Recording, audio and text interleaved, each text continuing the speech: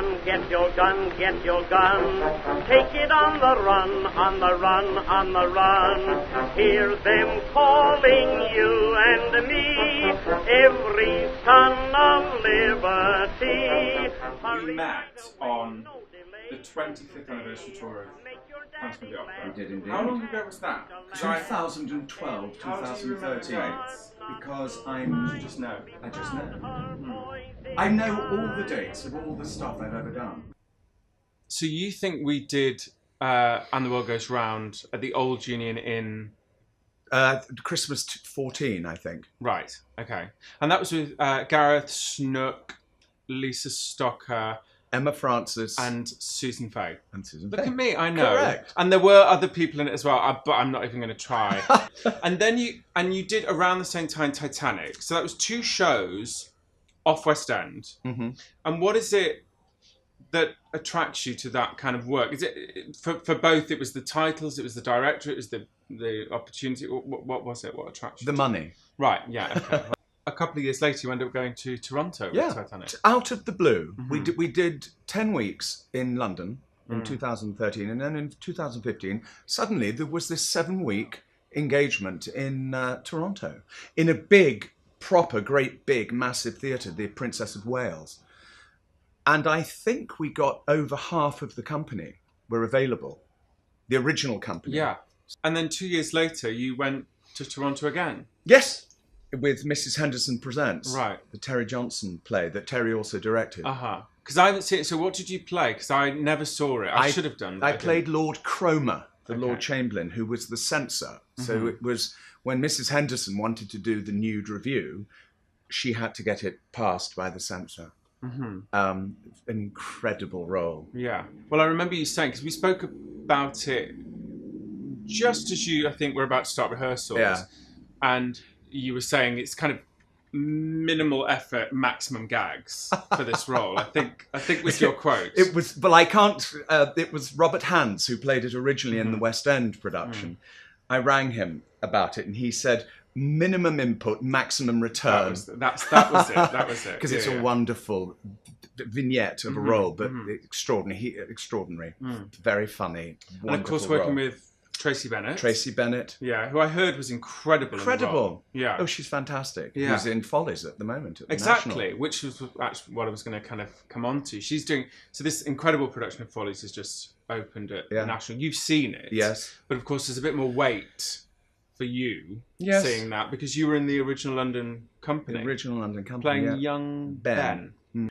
Well, Follies actually has quite a big impact on my life because in 1985, my very first trip to New York, I landed on the Saturday morning, and in the evening, I had been invited, and I was sitting in the second row, centre, at the Avery Fisher Hall for the Follies concert, the famous Follies concert that Barbara Cook... Yeah. And they made a whole documentary about it, didn't they? Yeah. And if you pause the documentary at a certain point while Barbara Cook's singing Losing My Mind, you see me. Are you credited? Yes. You can just see me in the audience.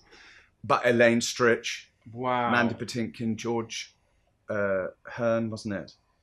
What an amazing collection of people. Yeah, extraordinary. So and then 2 years, and Yeah. it's from that concert that Cameron McIntosh got the idea of doing it Over in here. London, and then in 1987 he did the first London production. So the production of Follies that you did was actually quite different from the original version Yeah. and the one that's playing at the National Yes, now. yes. The one at the National now is the original Broadway script. Yeah. The one that we did in 1987 was the same thing. It was the same show, but it was lighter. It wasn't so dark. They wanted to make it lighter. And in fact, Stephen Sondheim wrote, and off the top of my head, I think it's 4 new songs. So 4 songs were cut and changed, and he did rewrites, Right. new material. And what was that experience like? Because presumably if Sondheim was doing rewrites, he was involved in the rehearsals. He was there. Wow. Amazing. And they did quite a lot of work with the 4 leads and their 4 ghosts. The young Ben, young Buddy, young Sally, Yeah. young Phyllis. And so we were in a rehearsal room for a couple of weeks every afternoon with Stephen Sondheim and James Goldman. Obviously, having been so involved in that original London production, you've gone to see this new production that's played at the National. And that must have been... I think I'd find something like that quite emotional. It was, because it was a big time. You know, it was 30 years ago this year, our one. And of course, I'm so familiar with it, and I know the script, and I know the lyric. You know, I just know it. And it was, but it's very different from ours, and it's very different from the original. The way it's been directed. It's about people returning to the theatre and reliving the past. So for you, that must have been quite poignant. You know, coming back somewhat older. How beautifully phrased. And reliving this experience. And now being the age of all the older characters. Yeah, it was extraordinary. So powerful. Was Sondheim there the night you went? He was. Was he? Yes. And did you have a moment? We had a moment in the backstage bar, and he said, there are some performances in this production at the National that are the best performances of the characters he's ever seen. And then I said, and you're not going to tell me who that is? He said, no, I'm not. So I think he's very pleased with it. Yeah, good. How nice to be able to just go up to Sondheim and say, hi, remember me? Did he remember you? Of course, yeah. Well, I say of course. Yes, of course. But I did the original production of Passion, the original West End Passion, and I did the Jeremy Sams one. And I did Sunday in the Park. It was at the chocolate factory that went to Wyndham's. That's so it was right. the first, that West End one. And so you are, yes. And he's all of which you saw, obviously. Yes, and I've seen him occasionally. He's been to see my cabaret in New York and stuff. Oh, right. Yeah. Now, speaking of cabarets in New York, you've just come back with a little award in your pocket, haven't you? I have indeed. So tell us a little bit about that, because it's funny. I was, thinking about our relationship or our history together in preparation for today, and our paths have crossed quite a lot in the small time that we've known each other. Obviously, we did Phantom together, then you did The World Goes Round.